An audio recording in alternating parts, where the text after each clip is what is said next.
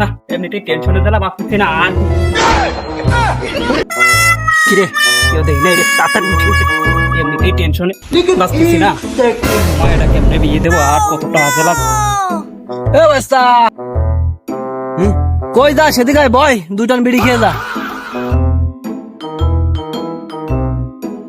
কি হয়েছে বাস্তা? মনে হচ্ছে মন খারাপ, হোয়াট কি সমস্যা? আরে চাচা আর কইস না, দুঃখের কথা কি কব, মায়েরা বিয়ে দেবো ঘুরতেছি কিন্তু 4-5 লাখ টাকা লাগবে। এত টাকা দিয়ে মায়ের বিয়ে দেবো কেমন পাইবো? টাকা পয়সা তো একটাও নাই কাছে, বাড়ি একটা কষ্টে আছে, কি করবো? কি করতে আসতে মেয়ে মেয়েতে এতটা লাগে নাকি? আরে চাচা কইস না রে, বাড়ি একটা বিপদে আছে, কি করবো? কদি তুই তো মায়ের বিয়ে দিছি, তোর মায়েরটা তো হইছে, কি দেখি করা যায়? কদি তোরটা কেমনে দিলি? শোন তলি কাহিনী, মা এলো সবাই মাত্র 8 উঠছে, আচ্ছা আব্বা অনলাইনে ক্লাস করতে হবে, একটা ফোন দরকার। আমার তো এটা ছিল বাটন ফোন। এরপরে 4,500 টাকা কিনে দিলাম একটা টাচ ফোন।